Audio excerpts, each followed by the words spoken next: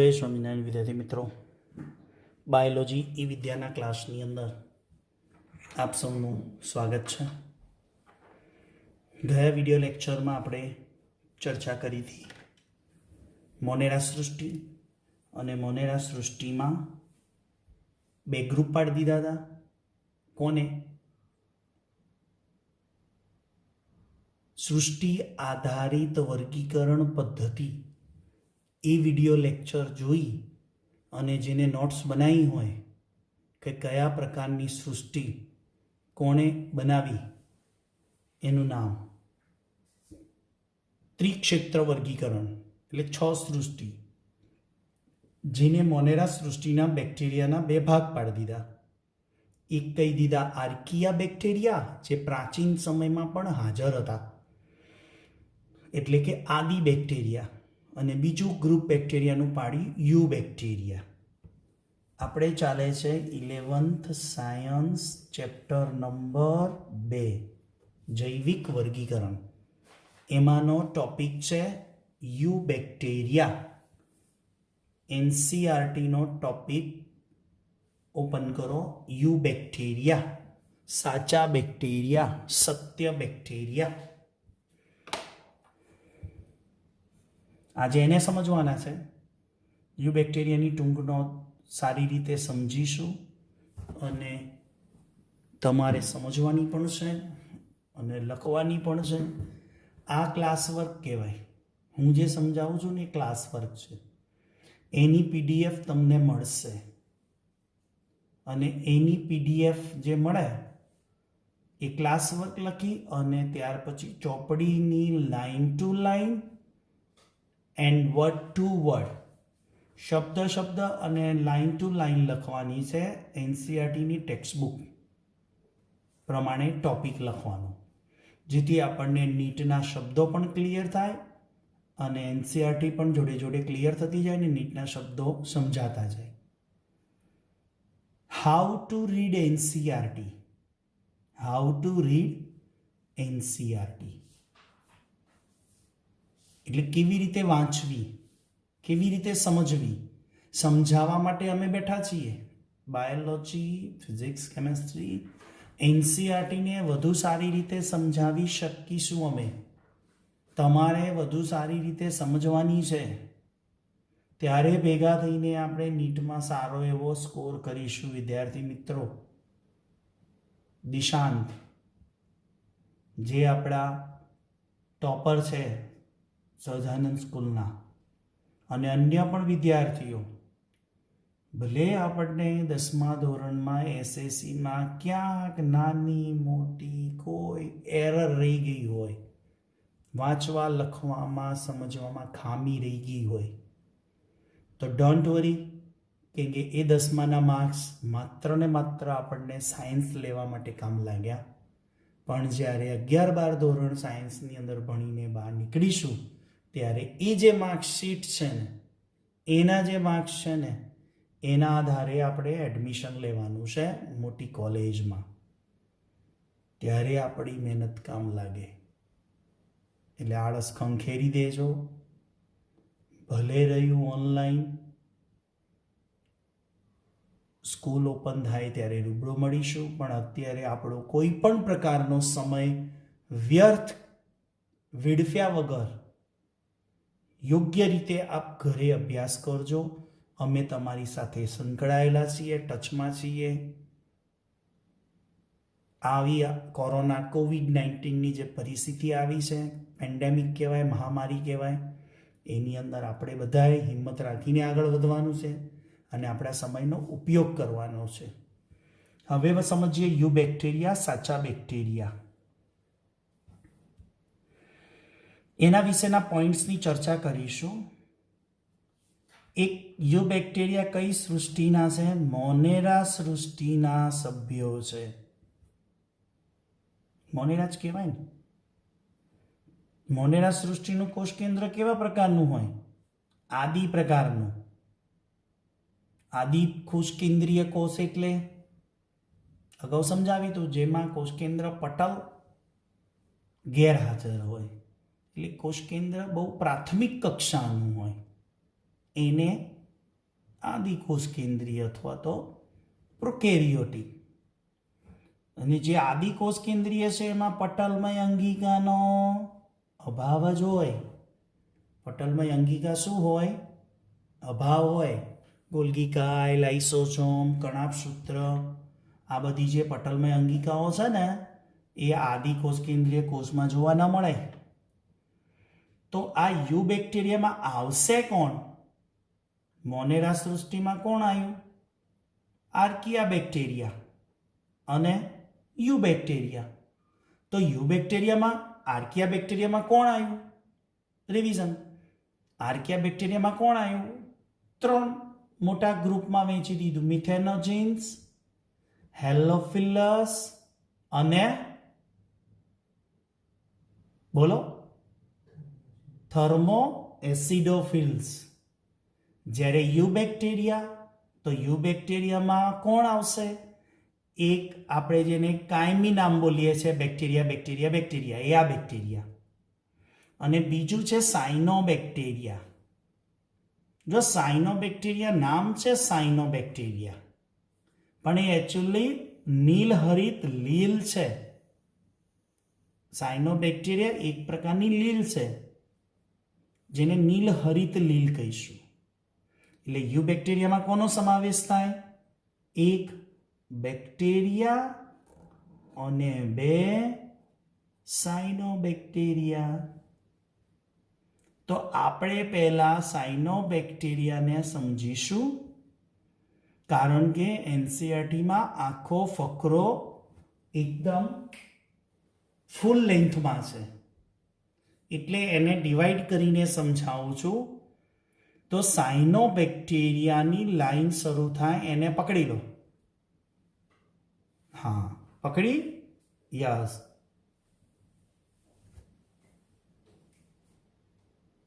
બરાબર ધ્યાનથી જોજો. ચોપડી એવું હોય તો એકવાર જોઈ લેજો, પહેલાં વિડીયો સમજી લો, પછી ફરીથી ચોપડી પકડીને રિવાઇન્ડ કરીને સમજજો. સાયનોબેક્ટેરિયા નીલહરિત લીલ, જેને બ્લુ ગ્રીન આલ્ગી કહેવાય. ઇંગ્લિશમાં શું બોલાય?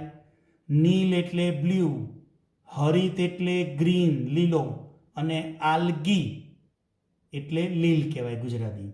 એટલે શોર્ટ ફોર્મ યાદ રાખવાનું, BGA. Short form is equal to કરીને બાજુમાં લખી શકો તમે કેપિટલ લેટરમાં ચોપડીમાં BGA. ચલો, આ નીલહરિત લીલ જ્યાં તમને દેખાય ને ત્યાંથી શરૂ કરો, છગડીયો કૌંસ અથવા ચોરસ કૌંસ કરો, અને જ્યાં પૂરું થાય ત્યાં કૌંસ મારી દેવાનું, એટલે ખબર પડે કે આટલો ટોપિક સાયનોબેક્ટેરિયા ઉપર છે. ખાલી અલગથી પૂછાય સાયનોબેક્ટેરિયા સમજાવો, તો અહીંથી લખવાનું, ત્યાં પૂરું કરવાનું. વસવાટ ક્યાં છે? વસવાટ ખારા કે મીઠા પાણીમાં. એક્વાટિક એટલે જલીય સજીવો છે. કેવા છે? એક્વાટિક સજીવો છે, જલીય સજીવો છે. હવે એક્વાટિક સજીવો, જલીય સજીવો, એમાંના કેટલાક છે ને સ્થળજ ભીની જમીન ઉપર હોય છે.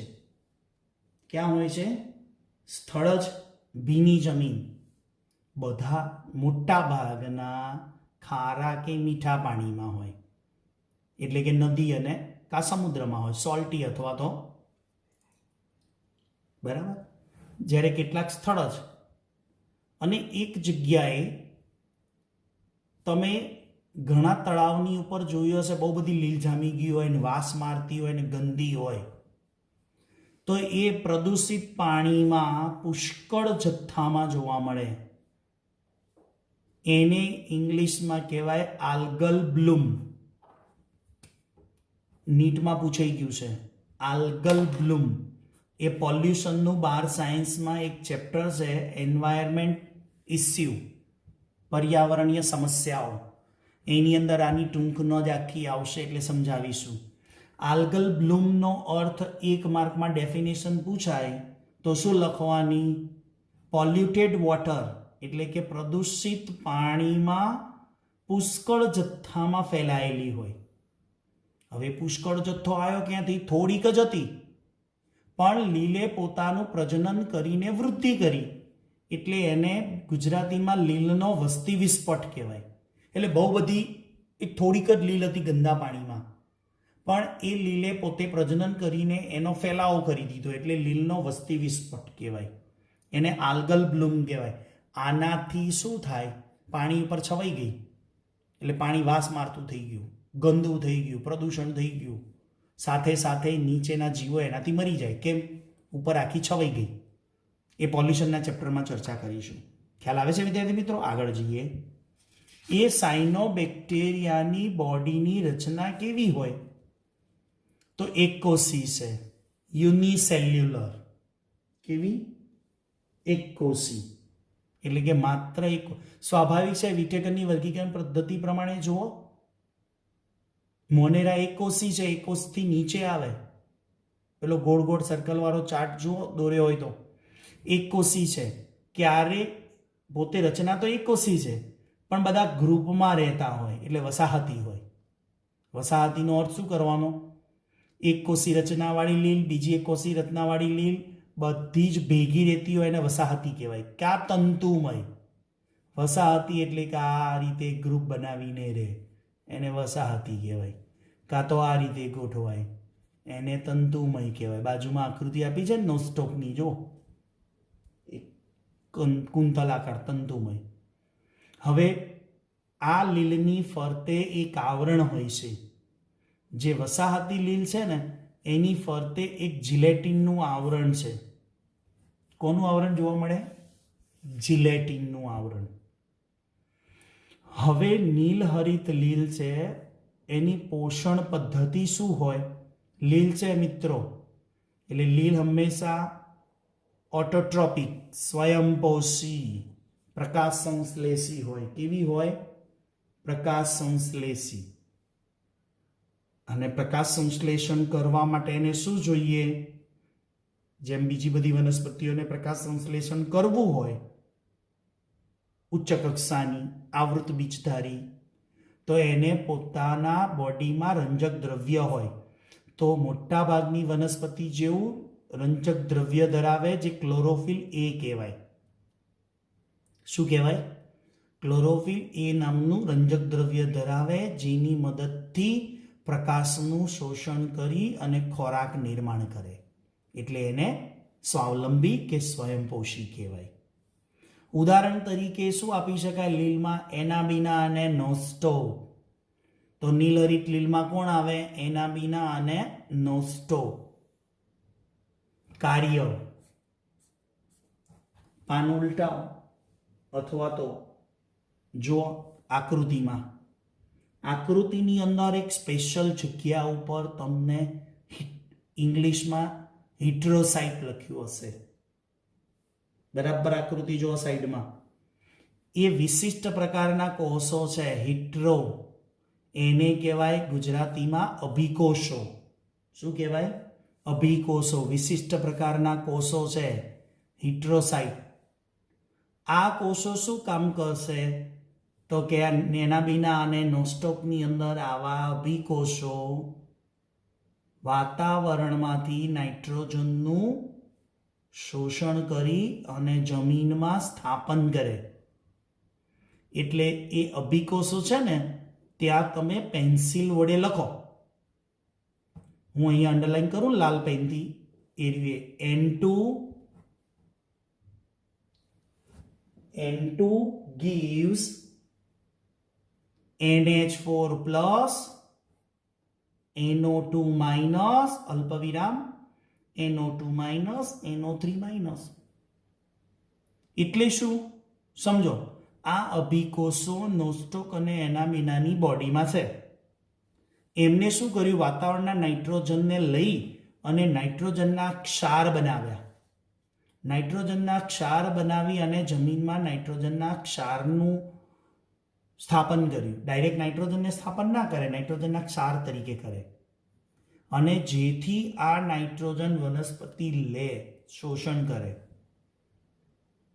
કઈ? અન્ય વનસ્પતિ. આ નોસ્ટોક અને એનાબીનાએ આવા નાઇટ્રોજનને જમીનમાં મૂકી આપ્યો.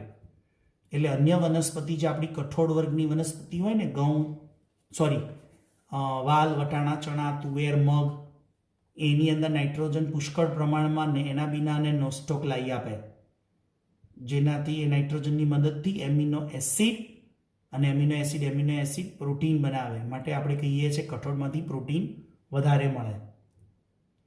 અને અગત્યતામાં છેલ્લે એક લાઈન આપી છે, ડાંગરના ખેતરમાં જૈવિક ખાતર તરીકે. એટલે શું? બાયો ફર્ટિલાઇઝર એટલે જનરલી ખેડૂતને ખેતરમાં કોઈ પોષક તત્વની ઉણપ જણાય તો એ કયું ખાતર નાખે? રાસાયણિક ખાતર નાખે.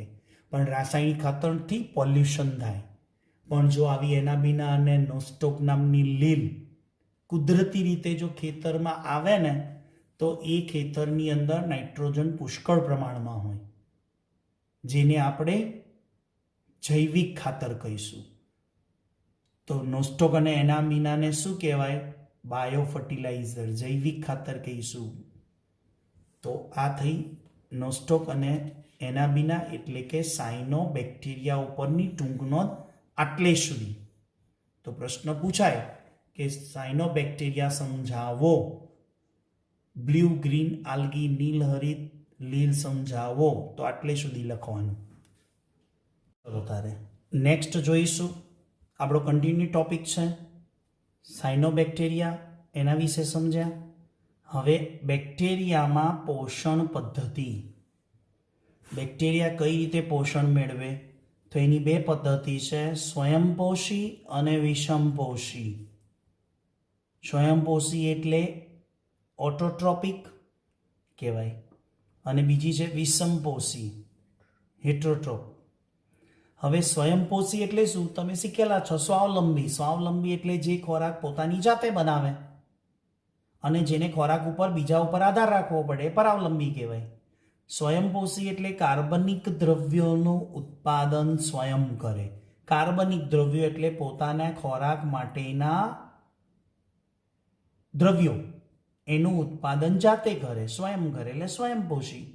વિષમપોષી એટલે ખોરાક મેળવવા માટે, એટલે કે કાર્બનિક દ્રવ્યો મેળવવા માટે અન્ય સજીવો ઉપર આધાર રાખવો પડે. તો સ્વયંપોષીમાં કેટલા પ્રકાર? બે, પ્રકાશ સંશ્લેષી અને રસાયણ સંશ્લેષી. કયા કયા? પ્રકાશ સંશ્લેષી ને રસાયણ સંશ્લેષી. પ્રકાશ સંશ્લેષીનો અર્થ શું? સૂર્યપ્રકાશની હાજરીમાં, એટલે કે પ્રકાશ શક્તિનું શોષણ કરીને ખોરાક નિર્માણ કરે. એટલે પ્રકાશ શક્તિની હાજરીમાં ખોરાકનું નિર્માણ થાય એટલે પ્રકાશ સંશ્લેષી કહેવાય. એના ઉદાહરણો શું? પ્રકાશ સંશ્લેષીમાં બેક્ટેરિયામાં, એટલે સાયનોબેક્ટેરિયા પણ એમાં આવી ગઈ.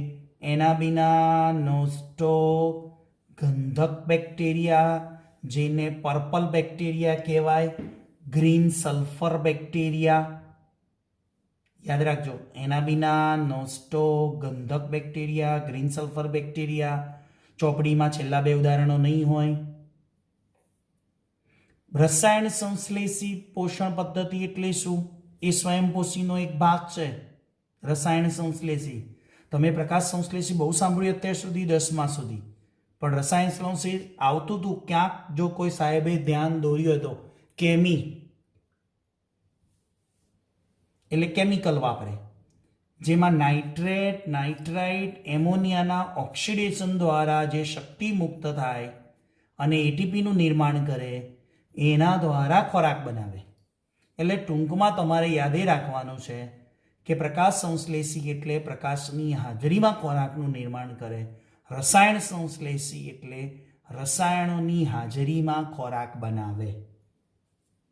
એટલે રસાયણ સંશ્લેષી. બંને કયું થયું? સ્વાવલંબી, સ્વયંપોષી. આમાં ઉદાહરણ યાદ રાખવાના છે નાઇટ્રોબેક્ટર અને નાઇટ્રોસોમોનાસ. કયા બેક્ટેરિયા? નાઇટ્રોબેક્ટર અને નાઇટ્રોસોમોનાસ બેક્ટેરિયા. હવે વિષમપોષીમાં એવું કહેવાય કે પરાવલંબી, જેને પોતાનો ખોરાક મેળવવા માટે અન્ય સજીવ ઉપર આધાર રાખવો પડે. એની વાત કરીએ આપણે તો વિષમપોષી બેક્ટેરિયાનો પ્રકાર 3 છે. એક સહજીવી બેક્ટેરિયા, ચોપડીમાં આપ્યું છે, પણ આ ચાર્ટ તમે સરસ રીતે દોરશો ને એટલે તમને ચોપડીની સમજણ પડી જશે. બીજા છે મૃતોપજીવી બેક્ટેરિયા અને ત્રીજા છે પરોપજીવી. કયા કયા બેક્ટેરિયા? સહજીવી બેક્ટેરિયા, મૃતોપજીવી બેક્ટેરિયા અને પરોપજીવી બેક્ટેરિયા. સહજીવી બેક્ટેરિયા એટલે અન્ય સજીવના સાથે લાભદાયી સંબંધ ધરાવે, જેમાં બેક્ટેરિયાને ફાયદો થાય અને પ્રાણીઓ કે વનસ્પતિને પણ ફાયદો થાય. એ બેક્ટેરિયાને સહજીવી બેક્ટેરિયા કહેવાય. વનસ્પતિનું ઉદાહરણ લઈએ તો મૂળગંડિકામાં રાઇઝોબિયમ બેક્ટેરિયા, જે N2ના ક્ષારમાં રૂપાંતર કરે. અને બીજા મને કહેવાની ઈચ્છા થાય કે સહજીવી બેક્ટેરિયામાં બીજું ઉદાહરણ પ્રાણીઓમાં લઈએ તો જાણીતું ઉદાહરણ નામ સાંભળ્યું છે તમે, ઇકોલાઈ બેક્ટેરિયા. ઇકોલાઈ બેક્ટેરિયા મનુષ્યના આંતરડામાં રહે અને મનુષ્યને ફાયદો કરે અને બેક્ટેરિયાને પણ ફાયદો થાય. તો આવા સહજીવી બેક્ટેરિયાના ઉદાહરણો 2 થી 4 છે. એક વનસ્પતિમાં જોઈ ગયા રાઇઝોબિયમ અને બીજા મનુષ્યના આંતરડામાં ઇકોલાઈ.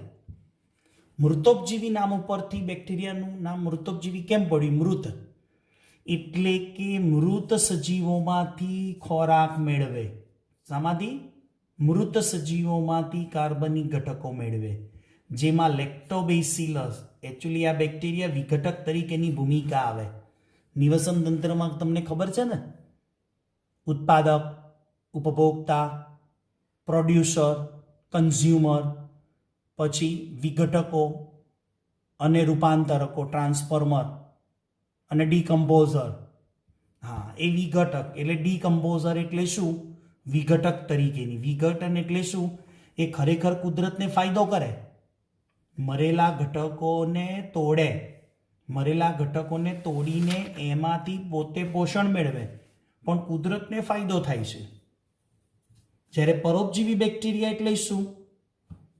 પરોપજીવી, જો આ મૃતોપજીવી મૃત ઘટકમાંથી ખોરાક મેળવ્યો, જ્યારે પરોપજીવી બેક્ટેરિયા છે ને જીવંત સજીવોમાંથી પોષણ મેળવે. પરોપજીવી બેક્ટેરિયા શું કરે? જીવંત સજીવોમાંથી ડિફરન્ટ, અને મૃતોપજીવી બેક્ટેરિયા મૃત સજીવોમાંથી ખોરાક મેળવે. તો આના ઉદાહરણ કયા યાદ રાખશો પરોપજીવીના? સાલ્મોનેલા ટાઇફી, જે આપણને ટાઇફોઇડ કરે, વિબ્રિયો કોલેરી, જે કોલેરા કરે. આ બધા કયા બેક્ટેરિયા કહેવાય? પરોપજીવી બેક્ટેરિયા. તો આ થઈ બેક્ટેરિયાની પોષણ પદ્ધતિ. અને છેલ્લે બેક્ટેરિયામાં આપણે પ્રજનન શીખીશું કે બેક્ટેરિયા, તમને 2-3 લાઈનમાં પૂરું કરી દીધું છે. એ બેક્ટેરિયાની પોષણ પદ્ધતિ સમજીએ. એ બેક્ટેરિયાની પોષણ પદ્ધતિમાં અલિંગી પ્રજનન અને લિંગી પ્રજનન. કયું? અલિંગી પ્રજનન અને લિંગી. અલિંગી પ્રજનનમાં ભાજન પદ્ધતિ અને બીજાણુ જનન. ભાજન એટલે શું? આકૃતિમાં આપ્યું છે, બરાબર ધ્યાનથી જુઓ. કયા નંબરના પેજ ઉપર? 20 નંબરના પેજ ઉપર. દ્વિભાજન, એક બેક્ટેરિયામાંથી 2 બેક્ટેરિયાનું નિર્માણ થાય એટલે દ્વિભાજન, ભાજન પદ્ધતિ. બીજાણુ જનન એટલે શું? પ્રતિકૂળ સંજોગોમાં બીજાણુનું નિર્માણ કરે એટલે બીજાણુ જનન, બીજાણુનું નિર્માણ કરે, એના દ્વારા અલિંગી પ્રજનન. જ્યારે લિંગી પ્રજનનમાં એક બેક્ટેરિયામાંથી બીજા બેક્ટેરિયામાં ડીએનએને મોકલવાનું. એક બેક્ટેરિયામાંથી બીજા બેક્ટેરિયામાં પ્રાથમિક પ્રકારનું ડીએનએ, જેને પ્લાઝમિડ કહેવાય, એને દાખલ કરવાનું. એટલે કેવી રીતે સમજાવું તમને. Rough page.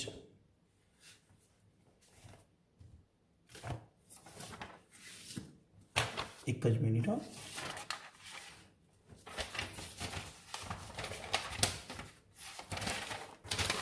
જો આ એક બેક્ટેરિયા છે અને આ બીજો બેક્ટેરિયા છે. આ બેક્ટેરિયામાં રહેલું આ પ્લાઝમિડ એ આ બેક્ટેરિયામાં મોકલવાનું. એટલે આને પ્લાઝમિડ આપ્યું એટલે આ ડોનર કહેવાય, અને આને આ પ્રાથમિક ડીએનએ છે પ્લાઝમિડ, એને આને લીધું. આ એ બેક્ટેરિયા છે અને આ બી બેક્ટેરિયા છે. એ બેક્ટેરિયાએ પોતાનું પ્લાઝમિડ કોને આપ્યું? બી બેક્ટેરિયાને આપ્યું. એટલે આ બેક્ટેરિયા ગ્રાહી કહેવાય. એટલે આ બેક્ટેરિયા થયા રિસેપ્ટર બેક્ટેરિયા, ગ્રાહી બેક્ટેરિયા. અને આ બેક્ટેરિયા કયા થયા? દાતા બેક્ટેરિયા, ડોનર. એટલે આ રીતે જે પ્લાઝમિડને ટ્રાન્સફર કરવાની પદ્ધતિ છે એને કઈ પદ્ધતિ કહેવાય? બેક્ટેરિયામાં લિંગી પ્રજનન, સેક્સ્યુઅલી રિપ્રોડક્શન કહેવાય. સમજણ પડી વિદ્યાર્થી મિત્રો? તો આ બેક્ટેરિયામાં પ્રજનનની વાત થઈ. હવે છેલ્લો અગત્યનો નીટ માટેનો પણ પ્રશ્ન કહી શકાય, બેક્ટેરિયાનું આર્થિક મહત્વ. આર્થિક મહત્વ એટલે ઇકોનોમિકલ મહત્વ એટલે બેક્ટેરિયા આપણને યુઝફુલ પણ છે અને હાર્મફુલ પણ છે, ઉપયોગી પણ છે અને નુકસાન કરતા પણ છે. એનું આપણે લિસ્ટ બનાવીશું. આર્થિક મહત્વ કહીએ, ઇકોનોમિકલ મહત્વ કહીએ તો યુઝફુલ થયા. તો દૂધમાંથી દહીં બનાવે, લેક્ટોબેસિલસ. એન્ટીબાયોટિક દવા પણ બનાવવામાં આવી છે બેક્ટેરિયામાંથી, જેને ગુજરાતીમાં લખ્યું છે પ્રતિજૈવિક દ્રવ્યો, ઇંગ્લિશમાં એન્ટીબાયોટિક કહેવાય. પછી સિમ્બિકુળની હમણાં વનસ્પતિની વાત કરી, મગ, વાલ, તુવેર, એને મૂળગંડિકામાં રાઇઝોબિયમ બેક્ટેરિયા હોય જે નાઇટ્રોજનનું સ્થાપન કરે અને પ્રોટીન વધારે માટે આપણને કઠોળ વર્ગની વનસ્પતિમાંથી પુષ્કળ પ્રમાણમાં નાઇટ્રોજન મળે. પછી હમણાં જ જોઈ ગયા રસાયણ સંશ્લેષી બેક્ટેરિયા, જેના કારણે નાઇટ્રોજન, ફોસ્ફરસ, લોહ તત્વ અને સલ્ફર આવા પોષક દ્રવ્યો ફરીથી પાછા વાતાવરણમાંથી ભૂમિમાં અને ભૂમિમાંથી વાતાવરણમાં આવતા રહે, જેને પુનઃચક્રીયકરણ કહેવાય, રિસાયકલ થયા કરે. રસાયણ સંશ્લેષી બેક્ટેરિયાનો આ ફાયદો થાય. બેક્ટેરિયા વિઘટક તરીકે પણ કામ કરે છે, ડીકમ્પોઝર. વિઘટક તરીકે, વિઘટક એટલે શું? જેને ખોરાકને, મૃત ઘટકોને તોડવાના છે. ઘણીવાર તમે રસ્તામાં જોયું હશે, કોઈ પ્રાણી મરી ગયું, શરૂઆતમાં ખૂબ જ ગંધ મારશે, બરાબર છે, મરી ગયું છે એટલે વાસ મારે, પણ તમે એ જ મરેલા પ્રાણીને અઠવાડિયા મહિના પછી એ જગ્યાએ જુઓ, કંઈ હશે નહીં, હાડકા જ હશે. તો બધું ગયું ક્યાં? એનો માંસ અને બધું ગયું ક્યાં? શું કહી ગયું? તો એને તોડી કોણે દીધા? બેક્ટેરિયા. અને કેટલીક ફૂગ પણ આવે, મૃતોપજીવી ફૂગ અને મૃતોપજીવી બેક્ટેરિયા, આ બંને વિઘટક તરીકે કામ કરે. અને વિઘટક તરીકે કામ કરીને જૈવ ભૂ રાસાયણિક ચક્રો. આ જૈવ ભૂ રાસાયણિક ચક્રો એટલે શું? વાતાવરણમાં નાઇટ્રોજન છે, જમીનમાં આવ્યો, જમીનમાંથી પાછો વાતાવરણમાં. જૈવ એટલે ભૂ એટલે જમીન, જમીનમાંથી સજીવ શરીરમાં, સજીવ શરીરમાંથી પાછું જમીનમાં આવે. એટલે આમ કેટલાક પોષક દ્રવ્યો જૈવ રાસાયણિક ચક્રો ચલાવે. પણ એ ચક્રોમાંથી ઘટકો પાછા ક્યારે આવે? આપણી બોડીમાં કેટલા ઘટક છે એ બધા ઘટકો કુદરતમાં પાછા ક્યારે જાય? જ્યારે આપણને દફનાવવામાં આવે, જ્યારે આપણને અગ્નિ સંસ્કાર કરવામાં આવે, ત્યારે બધા જ ઘટકો પાછા કુદરતમાં જતા રહે. અને જો દફન કરવામાં ન આવે, પછી અગ્નિ સંસ્કાર કરવામાં ન આવે અને એમને એમ સડવા દેવામાં આવે, તો સડવાથી પણ આવા ફૂગ અને બેક્ટેરિયા શું કરશે? આવા ઘટકોને વાતાવરણમાં પાછા મોકલી દે, જેને જૈવ રાસાયણિક ચક્રો કહેવાય. નેક્સ્ટ જો બેક્ટેરિયાથી નુકસાન, પેલું યુઝફુલ હતું, ઉપયોગી હતું. બેક્ટેરિયાથી નુકસાન શું થાય? તો મનુષ્ય, પાલતુ પ્રાણીઓ અને કૃષિ વનસ્પતિ એટલે વનસ્પતિમાં રોગો ઉત્પન્ન થાય. તો પ્રાણીઓમાં કયા રોગ તમે જાણો છો? એક કોલેરા, ધનુર અને ટાઇફોઇડ. આ સિવાય બીજા રોગો છે બેક્ટેરિયાથી થતા, પણ માત્ર જાણકારી માટે ચોપડીમાં કેટલા રોગો આપ્યા છે? પ્રાણીઓમાં 3, કોલેરા, ધનુર અને ટાઇફોઇડ. જ્યારે વનસ્પતિમાં પણ પુષ્કળ પ્રમાણમાં બેક્ટેરિયાથી રોગો થાય. પણ આપણને સમજવા માટે શું આપ્યા? સાઇટ્રસ એટલે લીંબુ, લીંબુના ચાઠા, બરાબર, લીંબુના ચાઠા. શું લખ્યું છે? સાઇટ્રસ, બોલો બોલો, ક્રેકર્સ,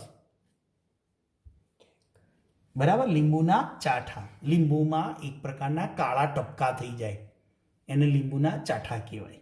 એ વનસ્પતિમાં બેક્ટેરિયાથી રોગ થાય. આ બધી ચર્ચા વિદ્યાર્થી મિત્રો કોના ઉપર કરી આ વિડીયો લેક્ચરમાં? મોનેરા સૃષ્ટિના 2 ગ્રુપ અગાઉના લેક્ચરમાં હતા આર્કિયા અને આજે સમજ્યા યુ બેક્ટેરિયા, સત્ય બેક્ટેરિયા ઉપર. જો બેક્ટેરિયા પર હું ચર્ચા કરવા જાઉં ને તો હજી બીજા 1 કલાકના 5 વિડીયો બને. એટલું બધું બેક્ટેરિયા ઉપર છે. પણ આપણે એનસીઆરટીને ધ્યાનમાં રાખીને થોડુંક એનસીઆરટીની બહાર પણ ગયા એટલું આપણા માટે ઇનફ છે. અને કોઈ બેક્ટેરિયા ઉપર નોટ્સ છે નીટની, એ હું તમને એની પીડીએફ પણ મોકલીશ, જે વધુ સારી રીતે આ રોગોનું લિસ્ટ બનાવી શકો, ફાયદાનું લિસ્ટ બનાવી શકો. એ શ્યોર તમને એની પીડીએફ હું આપીશ ગુજરાતીમાં લખેલી, જેથી વધુ સારી રીતે નીટમાં તમે તૈયારી કરી શકો. ત્યાં સુધી મને રજા આપશો. નેક્સ્ટ વિડીયો લેક્ચરમાં મળીશું.